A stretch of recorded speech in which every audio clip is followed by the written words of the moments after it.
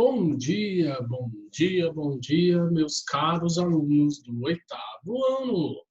E aí, chegamos à terça-feira, dia que nós temos duas aulinhas, né? E que nós estamos trabalhando aí a física da eletricidade, né? Vocês estão vendo aí no meu cenário virtual, né? Meu fundo virtual, aí um circuito elétrico formado de lâmpadas. E é isso mesmo que nós vamos estudar na aula de hoje. Então, convido vocês a estudarem os circuitos elétricos. Capítulo novo, portanto, prestem muita atenção, tem bastante conteúdo bacana aí.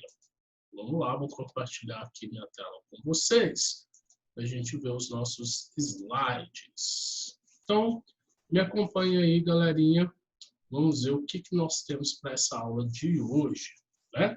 Começando aí nossa terça-feira, segundo horário e terceiro horário com ciência. Deixa eu colocar aqui no modo de apresentação para a gente poder ver melhor esses slides aí. E com esse sistema de aula remoto, acreditem vocês ou não, nós já chegamos nas 35, aula 35 e aula 36, né? Então tem bastante tempo que a gente está aí, infelizmente. Saímos do modo presencial e eu já estou com bastante saudade de vocês, de apertar todo mundo, de abraçar todo mundo, que essa distância, ficar falando por computador, por telas, não flui. A energia não flui, o circuito não funciona, né? É como interromper o circuito aí, ó. 35, 36. Eu estou aqui na minha casa e vocês daí na casa de vocês, celulares, tablets, computadores, né? Enfim, notebooks, enfim.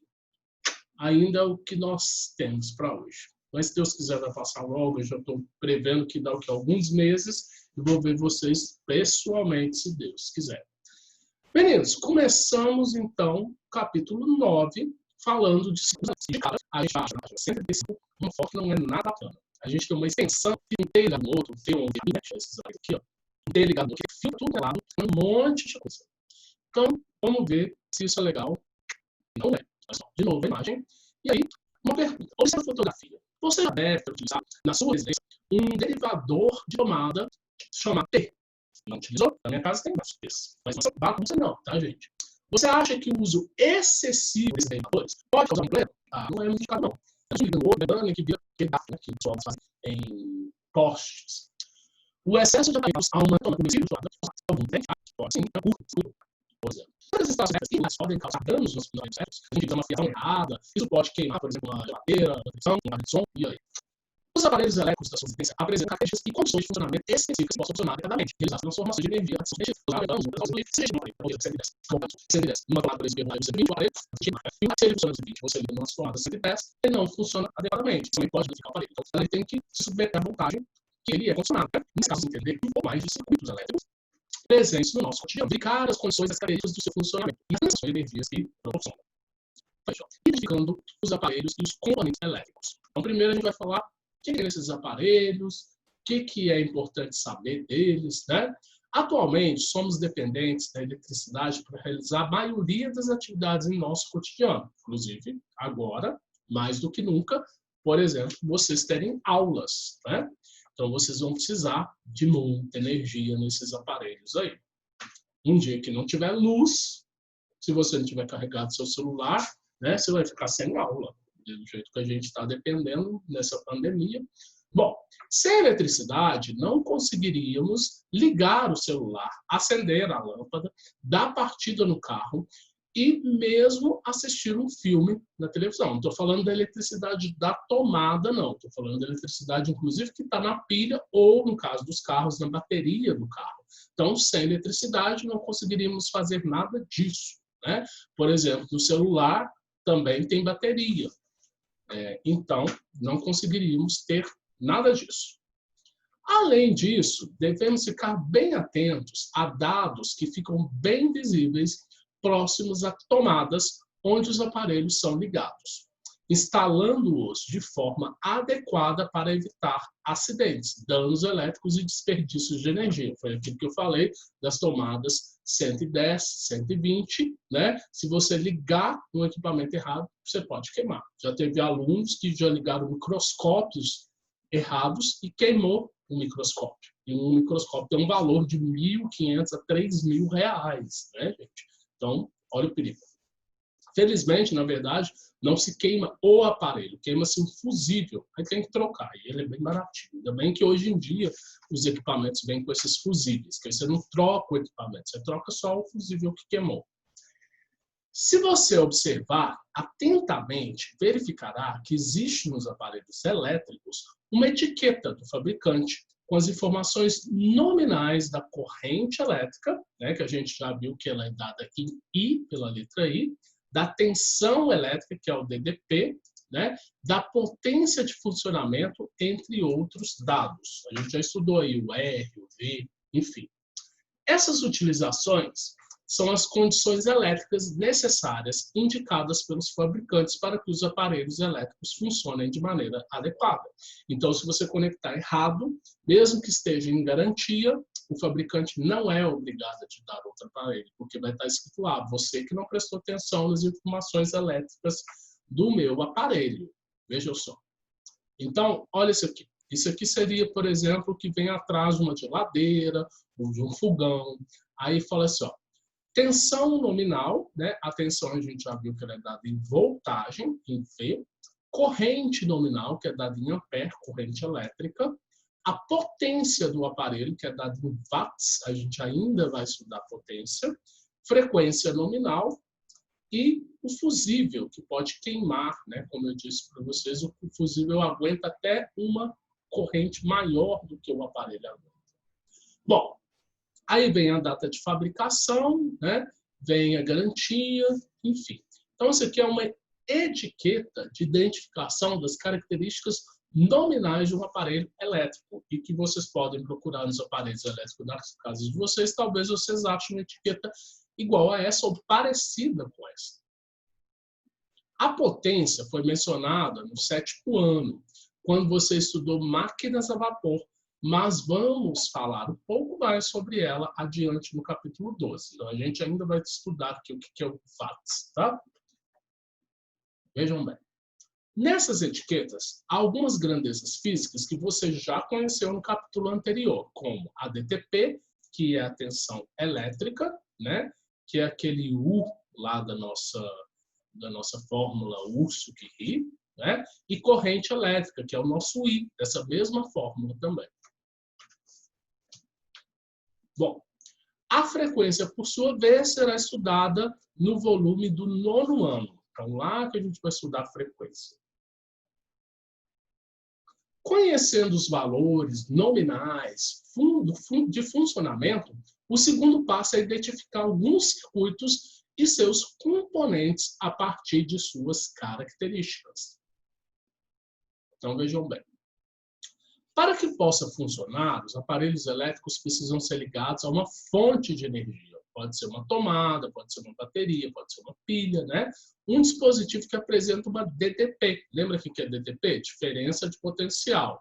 Um número de elétrons de um lado, polo positivo, e um número de elétrons do outro lado, polo negativo. Eles têm que ser diferentes.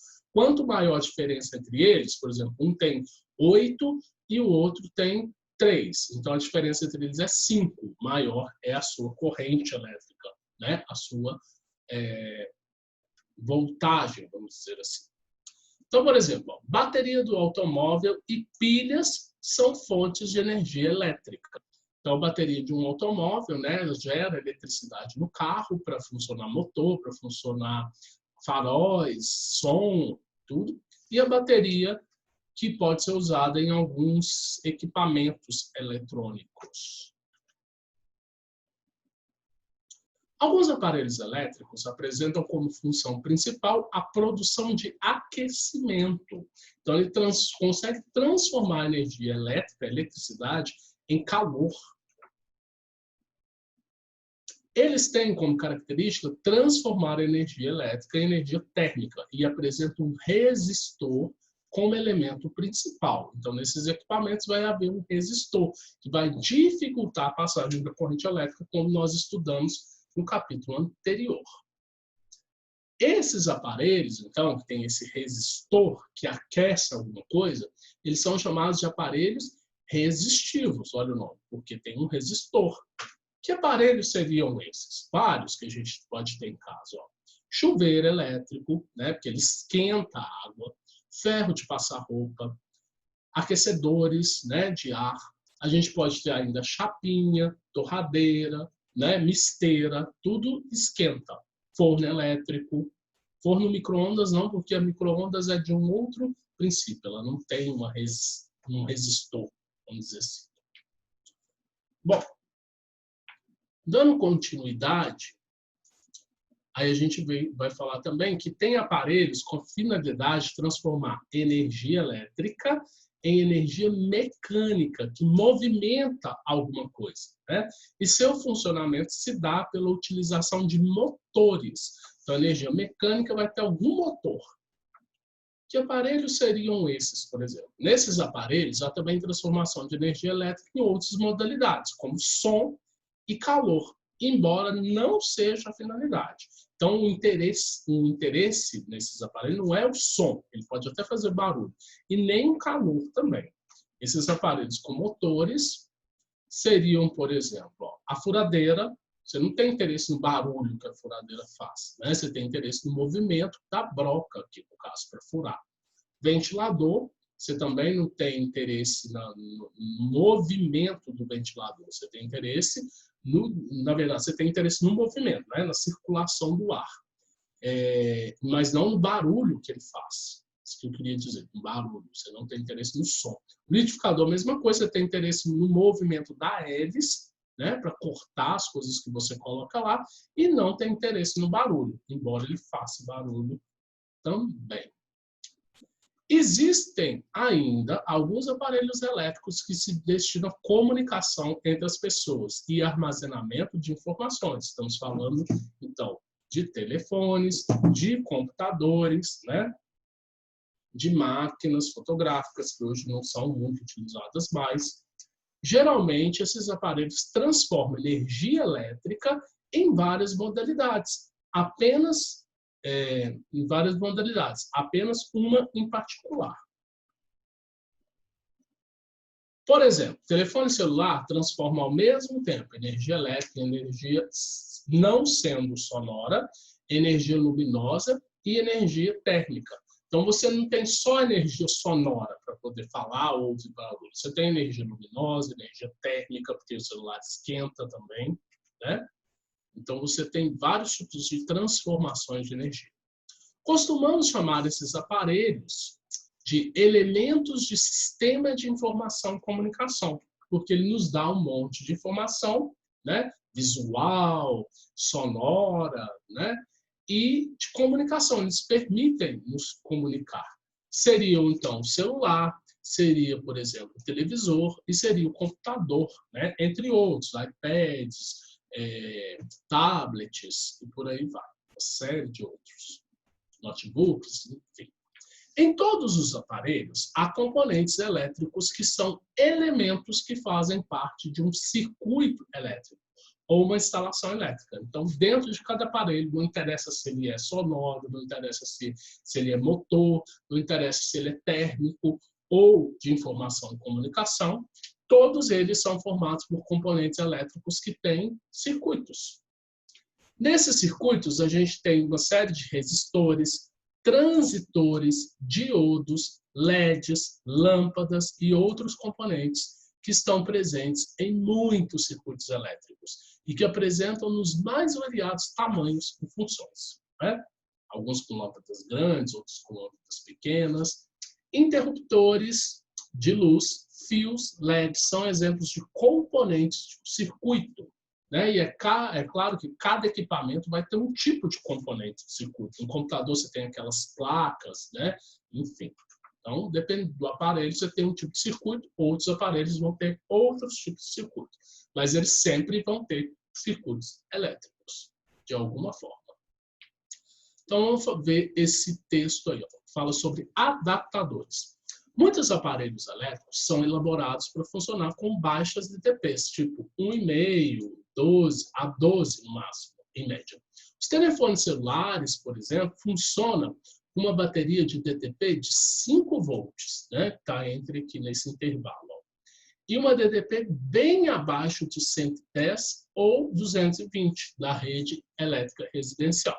Nesse caso, para carregar a bateria do telefone celular, não podemos ligá-lo diretamente à rede elétrica. Precisamos de um adaptador, também chamado de carregador, que faz a adaptação da DTP da rede elétrica para a DTP da bateria do celular. Então, tá vendo? A sua bateria suporta uma corrente muito baixa, uma voltagem muito baixa. E a voltagem que vem da tomada é muito alta, poderia queimar o seu aparelho celular. Então, para isso, existe o carregador. Ele faz a transformação dessa voltagem. Então, nesses adaptadores, há valores nominais de DTP e corrente elétrica de entrada, rede elétrica residencial e valores nominais de DTP e corrente elétrica de saída, telefone celular. Em uma residência, podem ser encontrados alguns tipos de adaptadores, além dos de telefone celular, como, por exemplo, em telefones sem fio, computadores portáteis, notebook também, vocês já viram que tem um carregador do notebook, né? Aquele carregador também vai fazer transformação da voltagem, rádios, tablets e outros. No rótulo desses adaptadores, é possível identificar alguns valores nominais. Por exemplo, entrada, aí vai ter lá 110, 240 volts, que significa pode ser ligado tanto na voltagem de 110, tanto na voltagem de 220, porque ele suporta até 240 volts. 0,35 ampere, que representa a intensidade da corrente elétrica fornecida pela rede elétrica durante o seu funcionamento. Na saída, a gente tem 5 volts, né, que indica que a DTP que poderá ser fornecida à bateria do celular, e 2 amperes, que indica a corrente elétrica que poderá ser fornecida à bateria do telefone celular. Então, aqui, ó, essa saída indica que está aqui dentro desse intervalo aqui, ó, que os aparelhos podem suportar. Esse texto está na página 137. Ele continua aqui, ó, falando de lâmpadas elétricas agora. A finalidade de uma lâmpada elétrica é transformar energia elétrica em energia luminosa. Nas últimas décadas, as lâmpadas elétricas usadas nas residências mudaram muito, né? Elas eram incandescentes, hoje em dia não é mais. As primeiras lâmpadas elétricas, as lâmpadas incandescentes, foram gradativamente sendo retiradas do mercado desde a restrição estabelecida pela Portaria Interministerial de 2007 e 2010, com o objetivo de minimizar o desperdício e consumo de energia elétrica. Então, as lâmpadas incandescentes, como elas esquentavam muito, elas consumiam uma quantidade de energia muito alta.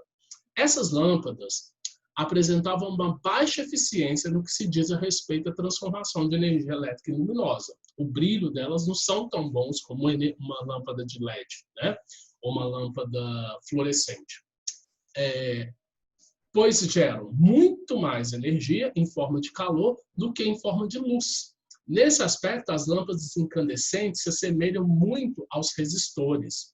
O Instituto Nacional de Meteorologia, Qualidade e Tecnologia, o INMETRO, né, órgão que regula, fiscaliza com caráter educativo o consumo de energia, propôs um programa de substituir gradativamente as lâmpadas incandescentes pelas lâmpadas fluorescentes compactadas, e permitiu que fossem comercializadas apenas lâmpadas incandescentes de baixa potência, quer dizer, que não consome muita energia, como utilizadas em pequenas lanternas e enfeites natalinos, que são os pisca-piscas.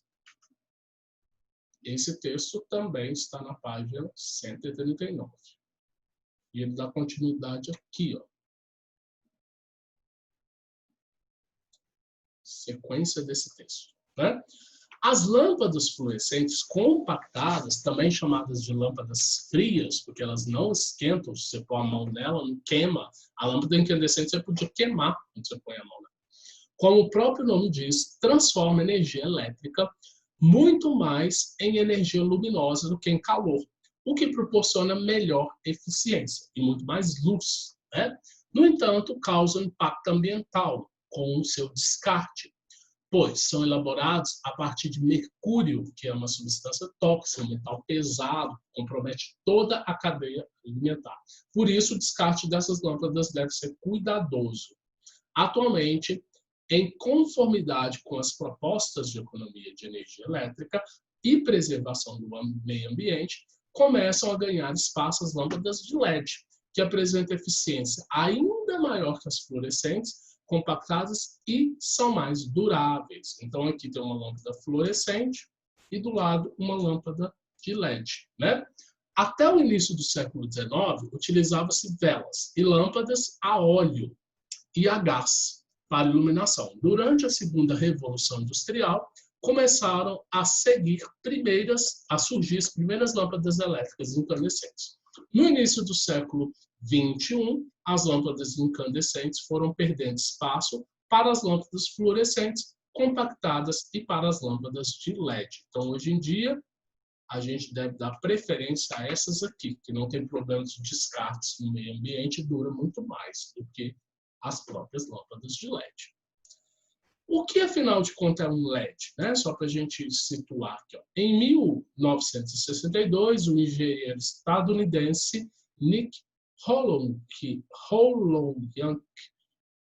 apoiado nos cientistas Henry Hunt e Oliver Lozevi, criou um novo componente elétrico, o diodo emissor de luz, mais conhecido como LED, Light Emitting Diode.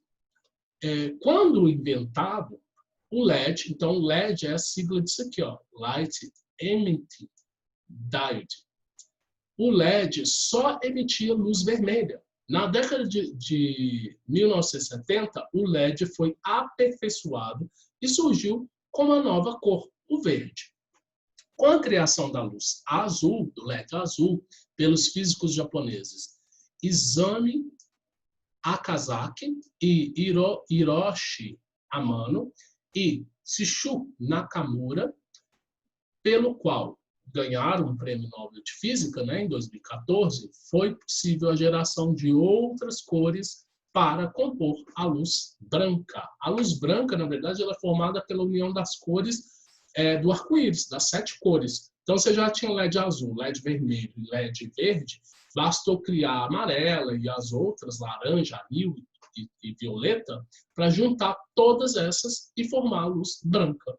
A nova geração de LED criou mais possibilidades tecnológicas e mudou intensamente nossa relação com os equipamentos eletrônicos. Então, esse texto também sobre a lâmpada de LED está na página 139. Chega de texto, aí tem várias lâmpadas de LED, né, em vários formatos. Vamos continuar agora a nossa aula. Aparelhos resistivos. Então, nós já vimos que os aparelhos resistivos são aqueles aparelhos que têm resistores e que transformam energia elétrica em calor. Não é isso? Analisados sob espectro prático e mais amplo, os aparelhos elétricos diferem entre si apenas em relação à transformação de energia que realizam. Então, todo aparelho transforma a eletricidade em um tipo de energia. Né? Outro tipo de energia motor, energia sonora, energia luminosa, ou então, no caso desses aí, energias térmicas. Assim, quando estuda o funcionamento dos aparelhos e circuitos elétricos, é comum esquematizá-los como se todos fossem aparelhos resistivos.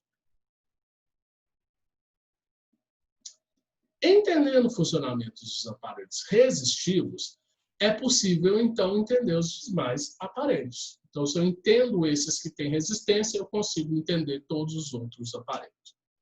No estudo dos aparelhos resistivos, vamos dar ênfase ao seu elemento principal. Se é resistivo, ele tem como elemento principal um resistor.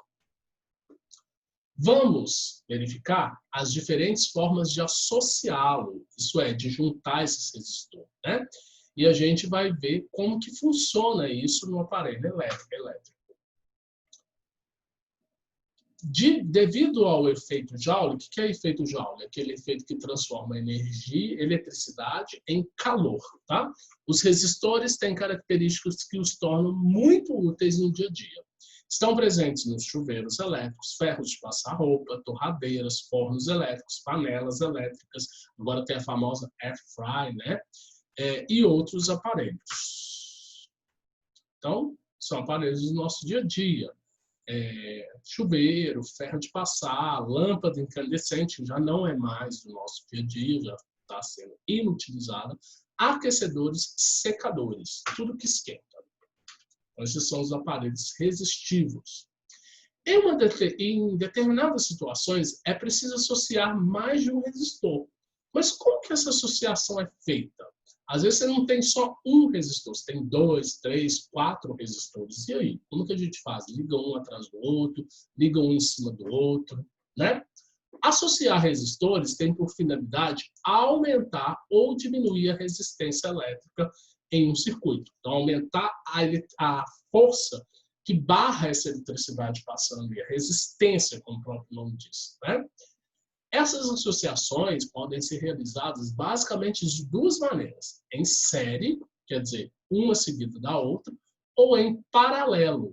Paralelo, como o próprio nome diz, igual essa aqui, ó, né? Uma numa linha, outra em outra. Eles não seguem a mesma linha. Tá vendo aqui? O circuito lá atrás. Ok. Os dois tipos de associação podem ainda ser combinados de várias maneiras, né? De forma a entender as necessidades de cada situação. Então, dá para você brincar, fazer circuitos de tudo quanto é tipo. Mas nós vamos estudar nessa aula a associação em série. E na aula da semana que vem, nós vamos ver a associação em paralelo, né? Que não se comunicam. Olha só. Na associação em série, os resistores são ligados em sequência, de tal maneira que o terminal de um resistor é ligado ao terminal do resistor seguinte. Ou seja, um acaba, começa o outro, né? E assim sucessivamente. Todos eles estão ligados a uma fonte de tensão: bateria, pilha, tomada elétrica. Exemplo aí, ó. Aqui a gente tem 3 resistores ligados a uma bateria, com seus polos positivo e negativo. Tá vendo que onde acaba um, começa o outro, né? Eles estão conectados, então, vamos dizer assim. A figura ao lado ilustra uma associação em série com 3 resistores. Aqui, um resistor 1, resistor 2 e resistor 3. A principal característica dessa associação é que há um caminho para a corrente elétrica. Né? Só tem um caminho para a corrente elétrica. Ela é obrigada a passar por todos os resistores. Então, ela é obrigada a passar aqui para chegar num outro polo. Lembra que o sentido convencional dos elétrons é do positivo para o negativo.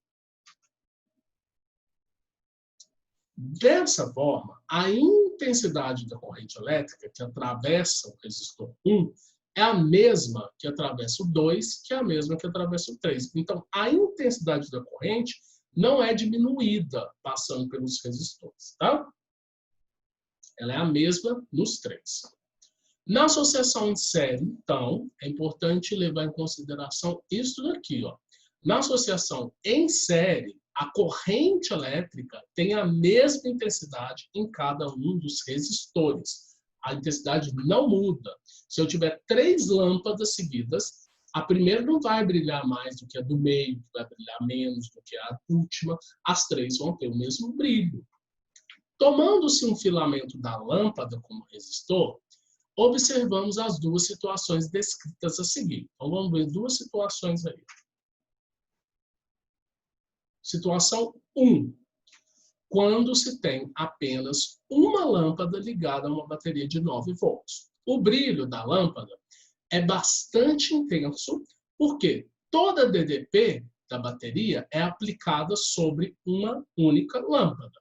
Assim, pode-se dizer que a DDP da bateria é a mesma DDP da lâmpada, você só tem uma, né? Então, aí, ó.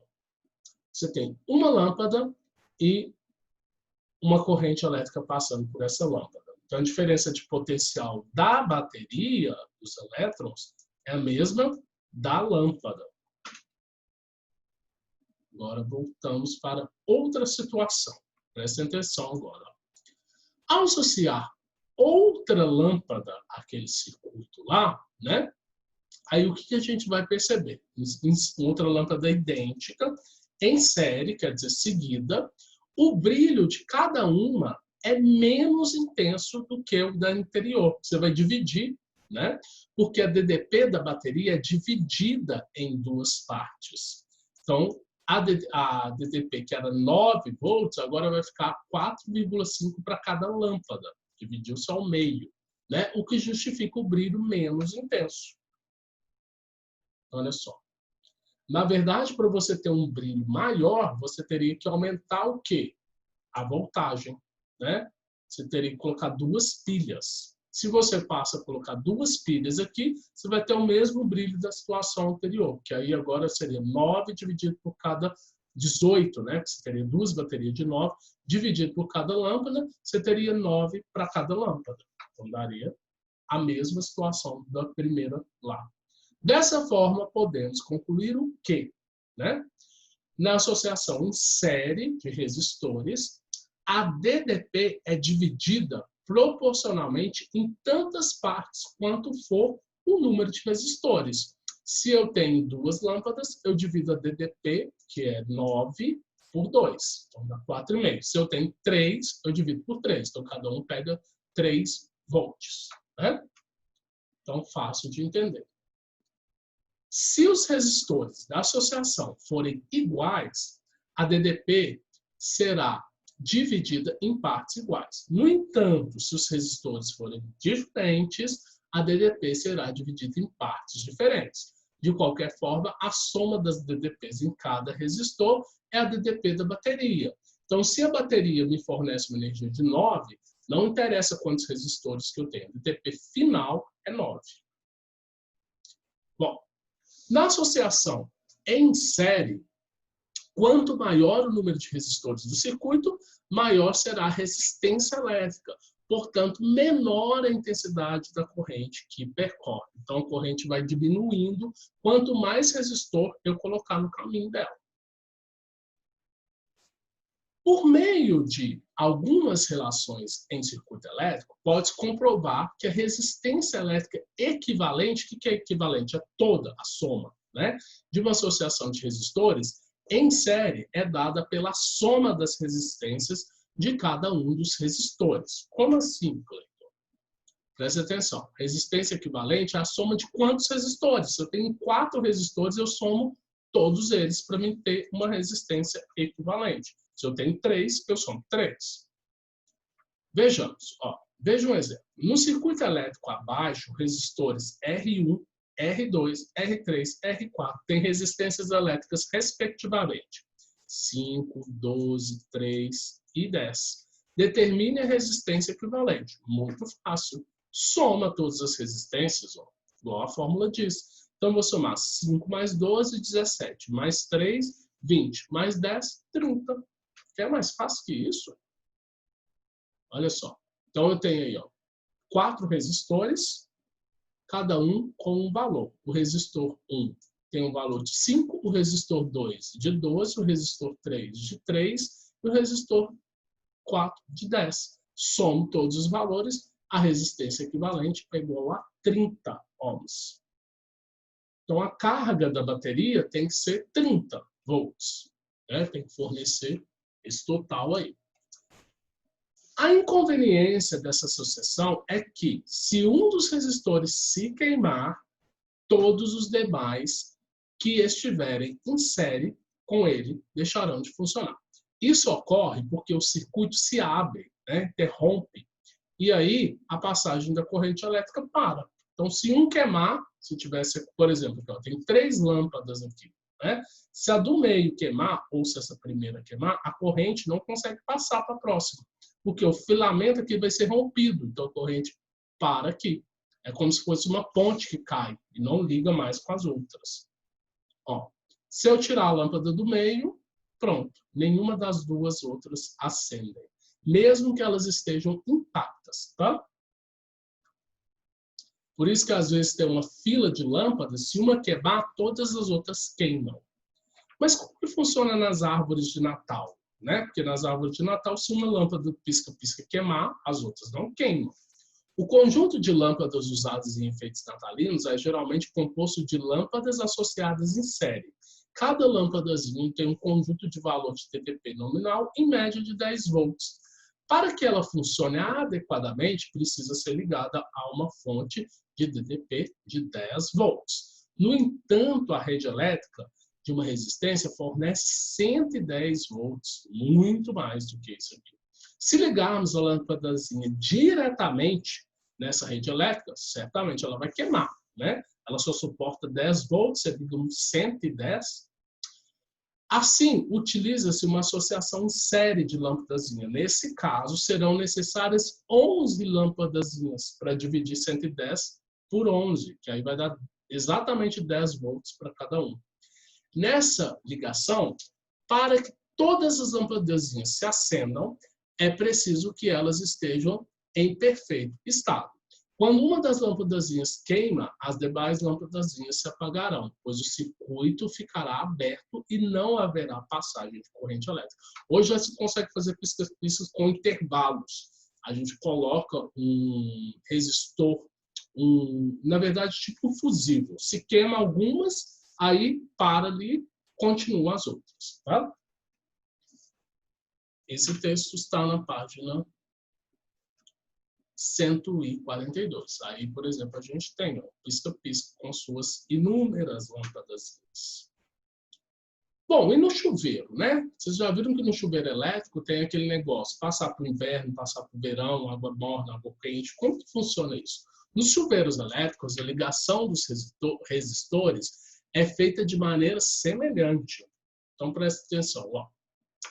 A DDP da rede elétrica pode ser ligada entre os terminais BC, que representa a posição inverno. Então, vamos ver aqui, ó, BC, que é inverno, então o resistor é mais longo, né?